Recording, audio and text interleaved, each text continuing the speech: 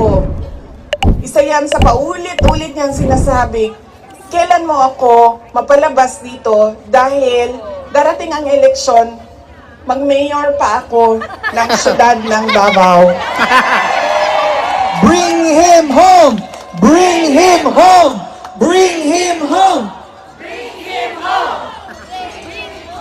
Tol, paano nga? Pasuyo. At yun ang gusto niya. Gusto niyang umuwi. Sinabi ko din sa kanya yon pa. Sabi ko, yung kagustuhan mo na umuwi, yan din yung katapusan ng buhay mo. Magiging Ninoy Aquino Jr. ka. No. At sinabi niya sa akin, sabi niya, kung ganyan ang kapalaran ko, then so be it. Basta lang mauwi ako sa Pilipinas. No! Kaya, meron man akong worry para sa kanyang safety and security, pero lagi niyang inuulit-ulit talaga, ibalik niyo ako sa Pilipinas. Bring him home! Bring him home! Bring him home! Nagtatanong marami, ano bang pwede magawa?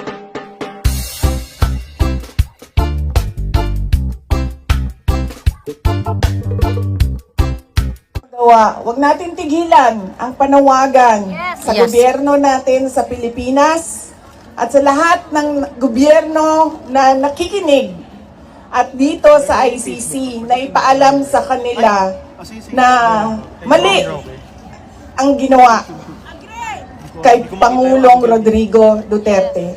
At paano ba itama yon? Ibalik nyo lang siya sa Pilipinas. Ituloy nyo lang yung kaso, walang problema. Ibalik nyo lang siya. Bring him home! Bring him home! Bring him home! Okay na mo sa init? Ako dili. Kaya nga no, sunburn ng katungaan niya, ang katunga dili. Yeah, okay lang.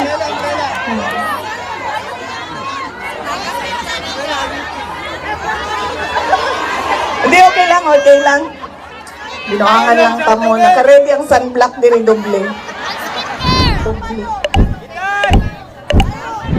Okay lang, sir. Kaya di nila makita na ako ang mata kung magkalok pa. Oo. Okay? Unsa pa ba'y, ano pa ang pwede nating gawin?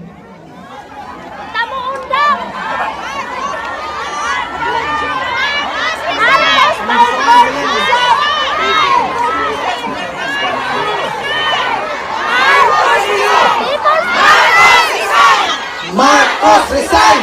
Marcos resign! Marcos resign!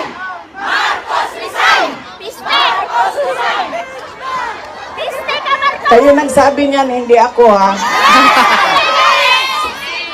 Bukas, suspended na kayong lahat.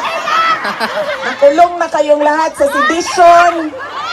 At kayo, hindi na kayo makakauwi dahil kinulong na kayo dyan sa...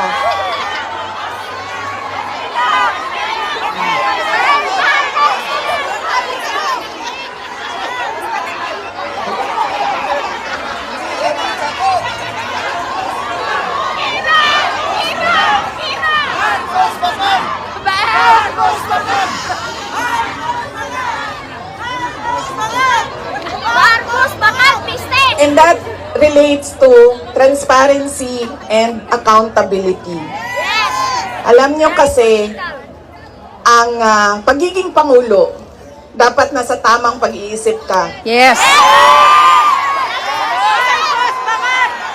Kapag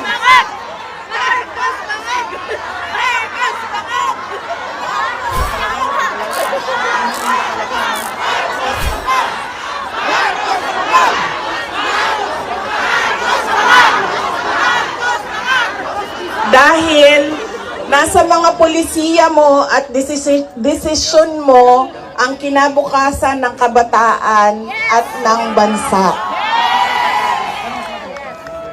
Kaya yung pagsasabi na hindi mahalaga ang drug test sa aking kapasidad at abilidad na mamuno is tantamount to betrayal of public trust. Dahil kailangan malaman ng taong bayan na nasa ayos ang iyong decision making.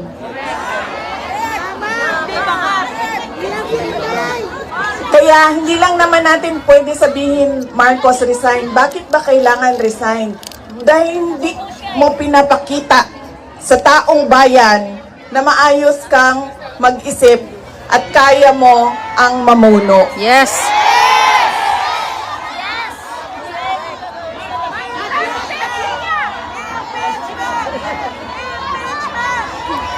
Madaming mga tanong na nasa loob na ng korte.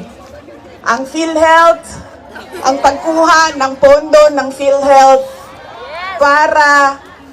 para bang naging pyramiding ang ginawa nila sa budget ba? Kumuha sila ng kulang ang pera dito, kumuha sila sa ibang source para isalpak dito, and hahanapin na naman sa ibang source yung nagiging juggling at parang pyramiding na ang nangyari sa budget. At kung nakikita ninyo at naiintindihan ninyo ang budget, karamihan doon pamigay lang ng mga politiko na tinatawag nating ayuda.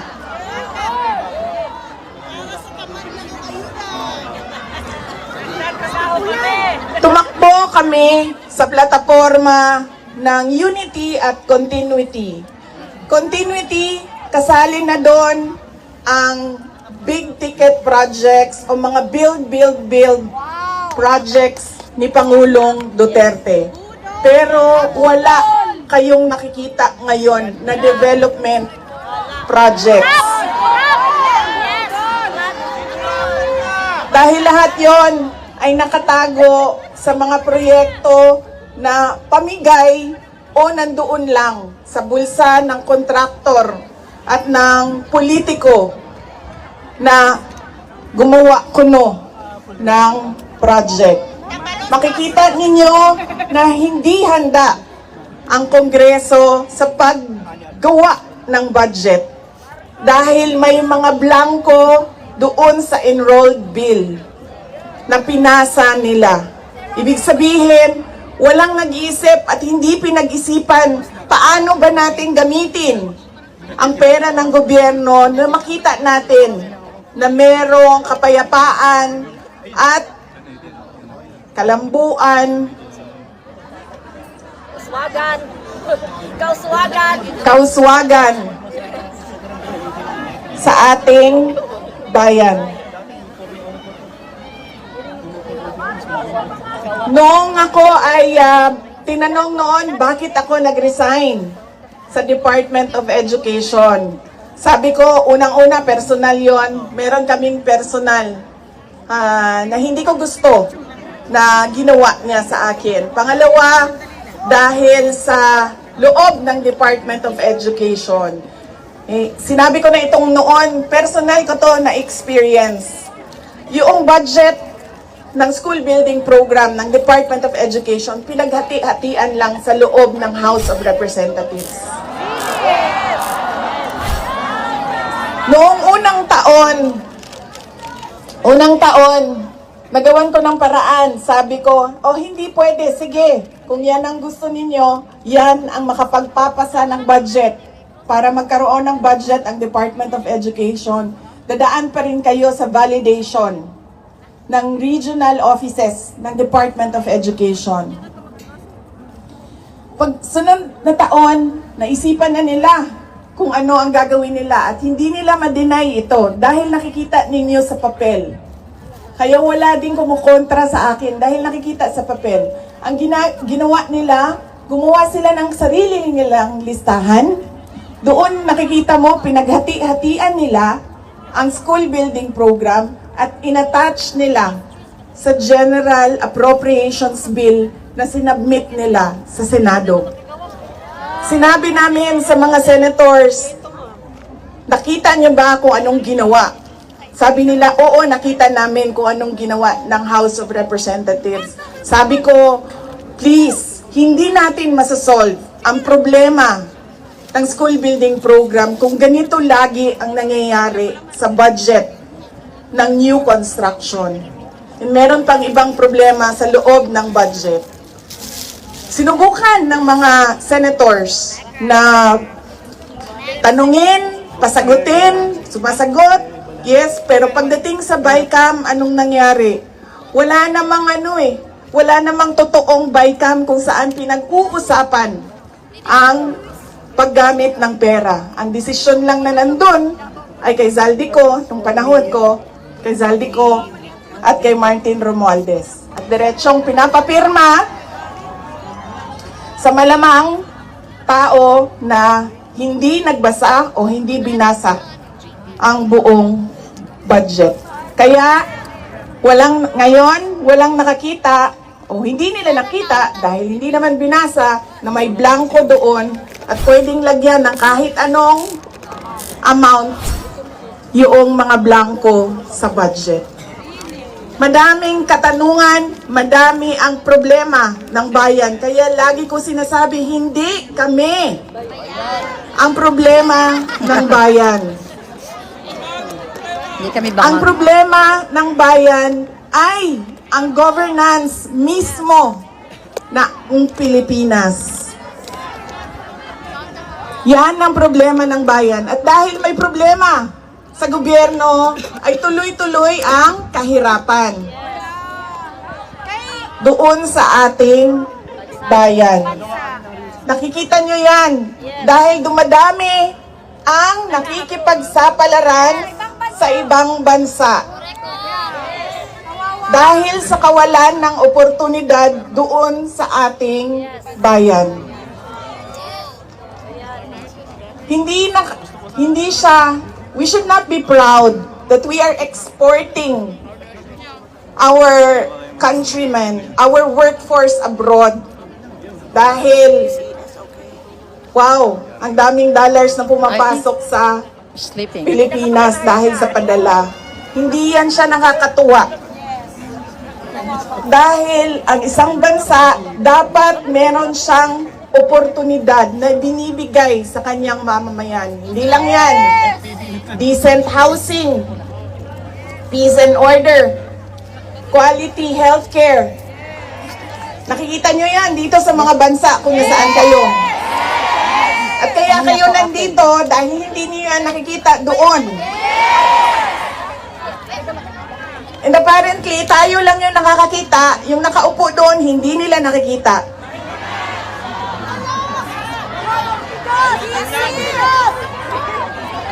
Walang tigas sa Pilipinas!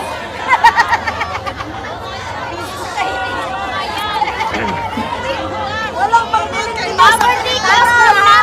Alam nyo, madami sa mga kaibigan ko, galing ako sa middle class na family sa Davao City. So madami sa mga kaibigan ko doon, meron naman silang mga negosyo, meron naman silang pinagkakakitaan, may mga trabaho. Pero ilan na rin ang nagsabi sa akin, mga professionals ito, ilan na rin ang nagsabi sa akin, wala na rin talaga kaming nakikita, parang gusto na namin lumipat na lang sa ibang bansa para sa mga anak namin. That's true!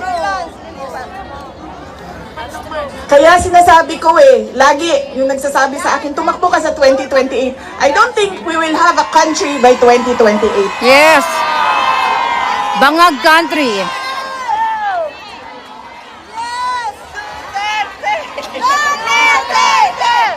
Duterte!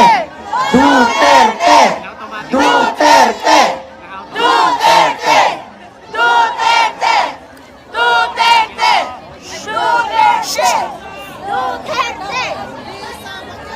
Kaya dapat natin i-exact ang responsibility dyan sa gobyerno na ibigay nila kung ano yung karapat-dapat para sa ating bayan.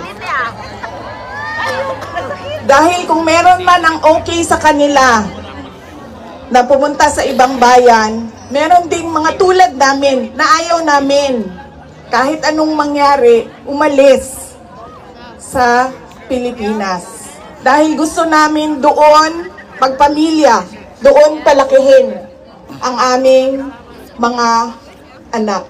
Gusto na namin uuwi! Kaya dapat, Maging presidente ka na! dapat meron tayong nakikita kung ano yung dapat para sa isang bayan. At alam nyo yun, kasi nakikita nyo yan. Kasi nakaikot na kayo sa iba't ibang bansa. Gusto namin uuwi sa Pilipinas! Sana. Ano ang gagawin? Patuloy na ipanawagan sa lahat ng nakikinig na iuwi ninyo si Pangulong Duterte sa Pilipinas. Bring home! Bring him home! Bring him home! Bring him home! Bring him home. At pangalawa, patuloy natin na hingiin sa gobyerno, sa administrasyon na ibigay ninyo ang serbisyo at kaunlaran na karapat-dapat para sa mga Pilipino at para sa Pilipinas.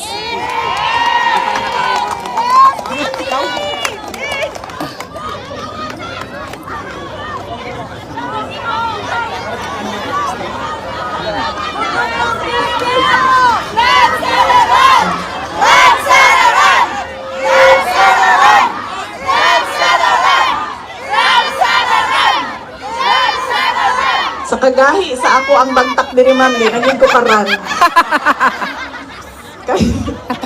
Napulikat ko, na? Nadili ko mahulog. Nangawit na.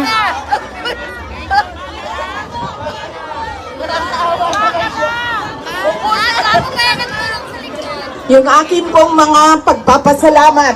Una po, kanina meron na akong mga pagpapasalamat opening sa Diyos, sa ating host government, sa police, sa local police. Yung aking mga pagpapasalamat sa inyo, sa oras ninyo. Ang aking mga pagpapasalamat sa inyong patuloy na suporta sa aking opisina, ang Office of the Vice President.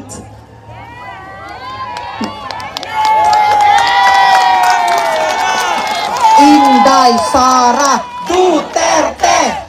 Inday Sara Duterte! Inday Sara Duterte! Inday Sara Duterte! Inday Sara Duterte! Malakas ang loob ko dahil nandyan kayong lahat.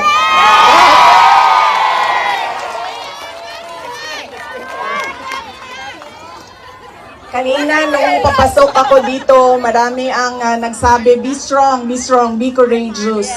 I am only as strong as you are. Kung nakikita ko, sobrang lakas ninyo at sobrang lakas ng pagmamahal ninyo sa bayan.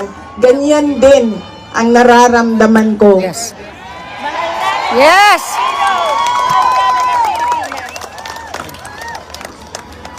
Ang pagpapasalamat ng aming pamilya, ang pamilya Duterte, dako kaayo mi og utang ang kabubuton kaninyong tanan. Sa higayon nga gihatag ninyo kanamo nga makaserbisyo sa atuang nasod. Napakalaki ng utang na loob namin sa inyong lahat sa pagkakataon na ibinibigay ninyo sa amin na makapaglingkod sa bayan. Maraming salamat po sa inyo, mga kababayan namin.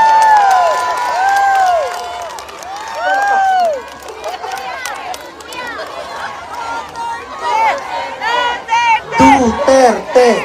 Duterte! Duterte! Duterte! Huwag ninyong kalimutan, ayaw ninyong kalimti ang kausa. Huwag ninyong kalimutan ang laban. What is our cause? Our cause is for our country. Ang laban na ito ay para sa bayan. Mga kababayan, ang lahat ng ginagawa